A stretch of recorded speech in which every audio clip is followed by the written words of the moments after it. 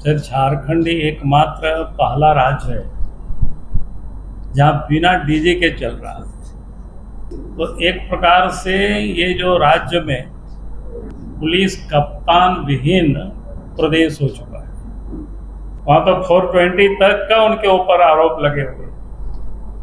जो under hand जो dealing है हेमंत सोरेन और अनुराग गुप्ता के बीच, आज आप सब लोगों के बीच आए हैं। आज 2 तारीख है, यानी हम कह सकते हैं पिछले 2 दिनों से झारखंड प्रदेश डीजीपी विहीन हो गया। हमें लगता है कि देश में सिर्फ झारखंड ही एकमात्र पहला राज्य है जहां बिना डीजे के चल रहा है। और डीजे के ऊपर भी कई एक जिम्मेवारी थी उसके, एक तो पुलिस विभाग के भी थे, सीआईडी के भी थे,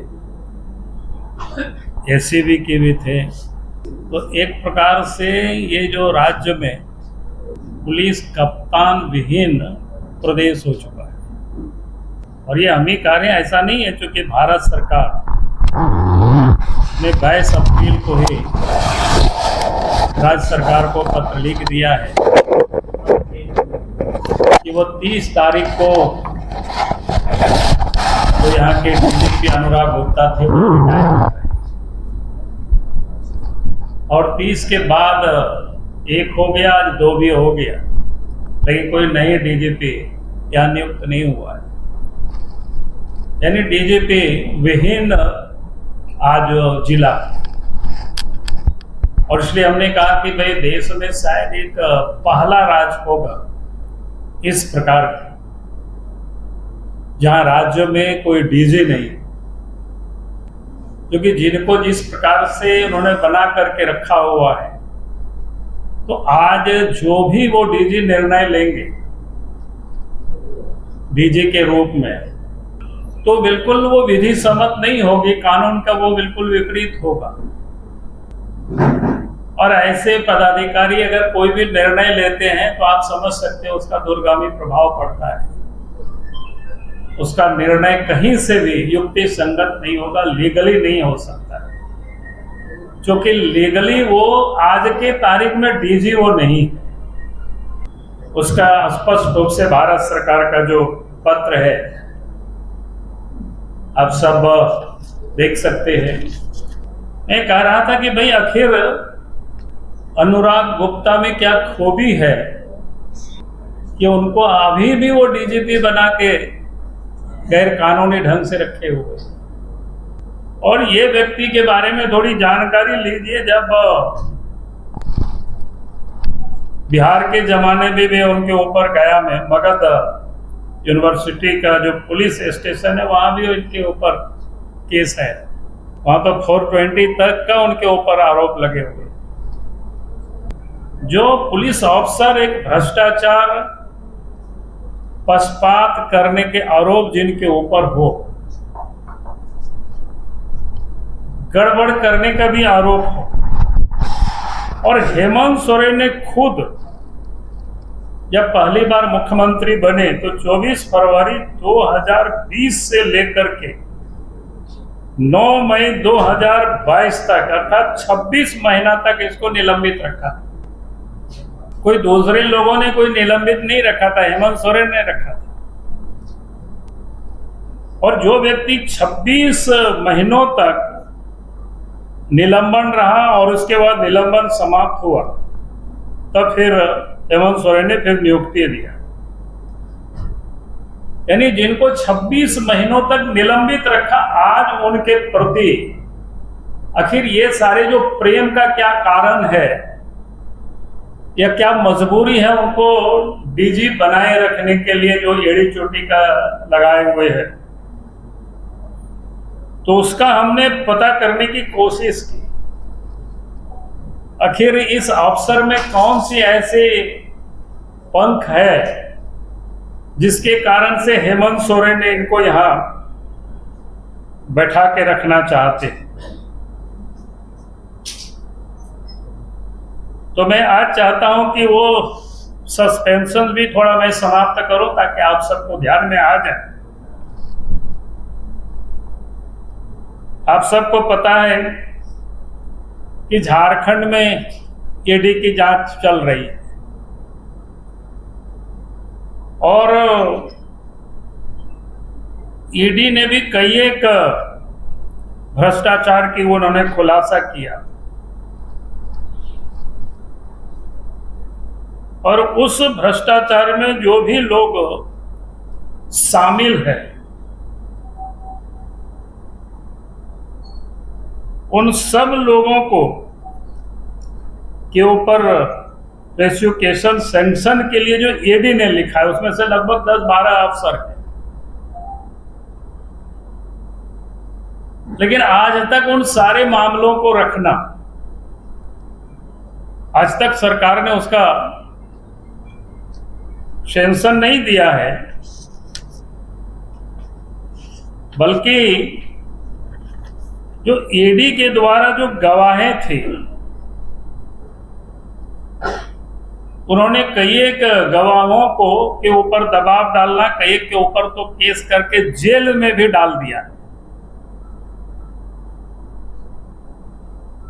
ताकि ये जो प्रेडिकेट ऑफेंस होते हैं कि उसको समाप्त करना, यानी जो उनके हिसाब से जो बयान नहीं देंगे फिर उनके ऊपर केस करना। पूर्व में भी आप सबको जानकारी है कि ईडी को डेमोरलाइज करने के लिए उन्होंने क्या क्या किया था कि ST/SC एक्ट के तहत यहां मुकदमा भी दर्ज किया गया। वो आप सबके संज्ञान में सिर्फ मैं लाना चाहता हूं। तो आप समझ में आता है कि इनके साथ जो अंडर हैंड जो डीलिंग है हेमंत सोरेन और अनुराग गुप्ता के बीच, कि आप करप्शन से हमें बचाओ और जो भी लोग करप्शन के विरोध में या करप्शन के लिए लड़ते हुए ईडी को साथ दे रहे ऐसे अफसर, ऐसे लोगों को जेल में डाल देना, उनके ऊपर जो केस मुकदमा है उसको समाप्त करने के लिए दबाव डालना, तो ये आम बात है। जो कि जिस प्रकार से इनको डीजी नियुक्त किया है और जिसका उन्होंने जो आधार दिया है, कोई एक भी उनका आधार पूरा नहीं होता है, क्योंकि इनको चुनाव के पहले इनको एक प्रभारी डीजी बनाया था, आप सब लोगों के जानकारी के लिए। लेकिन इनके ऊपर जो इतनी सारे जो हाँ फ्रॉड हो, गड़बड़ करने वाला व्यक्ति हो, तो इलेक्शन कमीशन ने इनको हटाया और हटाने के बाद भी आपके संज्ञान में मैं लाना चाहता हूं, जो इससे पूर्व के जो डीजी थे उनको भी प्रभारी बनाया था, लेकिन इलेक्शन कमीशन ने उसको नहीं माना और उसको फिर अस्थायी डीजी बनाया गया, पूर्व के जो डीजी थे। और फिर चुनाव जैसे समाप्त होता है और चुनाव समाप्त होने के बाद हेमंत सोरेन की सरकार, हेमंत सोरेन के नेतृत्व में जैसे ही सरकार बनती है, 28 नवंबर 2024 को फिर से इनको प्रभारी डीजी बनाया जाता है और 2 फरवरी 2025 को इनको रेगुलर डीजी बनाने की घोषणा की जाती है। मैं ये बात इसलिए कह रहा हूं क्योंकि ये 6 महीना का भी वो कोई समय नहीं होता है और इसलिए जो भारत सरकार का मंत्रालय है उन्होंने साफ तौर पर सारे विषय को उन्होंने लिखा है, जितनी भी प्रकार के वो परीक्षण हो सकता है कि वो डीजी रह ही नहीं सकते। और अखिल भारतीय जो सेवा नियमावली है 1958, नियम 16(1) के तहत आईपीएस अधिकारी की सेवानिवृत्ति की आयु वो 60 साल निर्धारित है और उसके हिसाब से 30/4/2025 को सेवानिवृत्त होने वाले हैं। तो भारत सरकार ने इनका सेवा विस्तार यानी आगे नहीं दिया, यानी समाप्त कर दिया, और इसके बाद भी इनको बनाए रखे हुए। तो आप सबके संज्ञान में ये सारे विषय लाना था।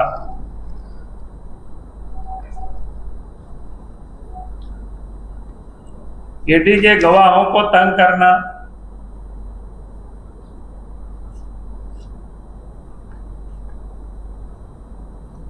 और आप सबके जानकारी के लिए कि इस प्रदेश के अंदर में जब से अनुराग गुप्ता डीजीपी बने हैं तब से कोयला की चोरी में बेहताशा बढ़ोतरी हुई। जहां कहीं भी जाते हैं तो अलग अलग जगह के लोग बोलते हैं कि भाई यहाँ तो 500 ट्रक निकल रहा है, यहाँ तो 600 हाईवा निकल रहा है।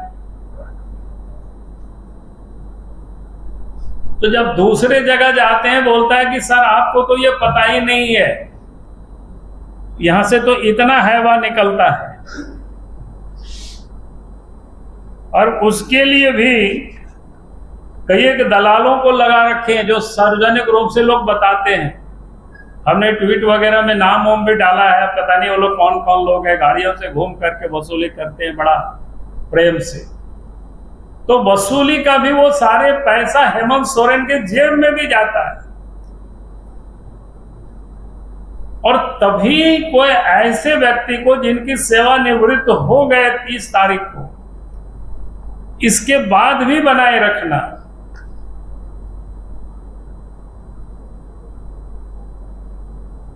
तो ये आप समझ सकते हो कि आज झारखंड बिना डीजी के चल रहा है, तो इस राज्य का क्या होगा स्थिति। इसलिए मैं हेमंत सोरेन जी से कहूंगा कि भाई आप बिना विलंब किए आप यहां राज्य में नए डीजी को आप नियुक्त करिए, क्योंकि जब तक कोई डीजी नहीं है तो उनके निर्णय को कैसे माना जाएगा कानूनी या लीगल है। सीआईडी के डीजी नहीं है, एसीबी के डीजी नहीं है, पुलिस के डीजी नहीं है, ये कैसे चलेगा। और हमने तो तहकीकात भी किया कि भाई देश में भी कहीं कोई ऐसी घटना है कि आज तक कोई भी इतिहास में नहीं मिला कि इस प्रकार की कहीं कोई घटना हो, जो व्यक्ति रिटायर कर गए और फिर उसको बैठाए हुए काम पर। तो आज लगा कि मैं आप सबके समक्ष ये सारे बिंदु को रखा हूं। बाकी मैं डिटेल इनसे कहूंगा कि ये पूरा पत्रक की, जो कि मैंने खाली आपको बीच बीच का कंटेंट बोल दिया, आपको लिखने में कोई दिक्कत नहीं हो, तो इनको मैंने कहा कि वो पूरा पीडीएफ फाइल ही सबको आप दे दीजिएगा बना करके, तो आराम से सब लोग लिख सके, ताकि झारखंड की जनता भी और देश की जनता भी जान सके कि झारखंड कैसा चल रहा है। झारखंड विधि सम्मत चल रहा है, लीगल चल रहा है, कहीं इलीगल चल रहा है।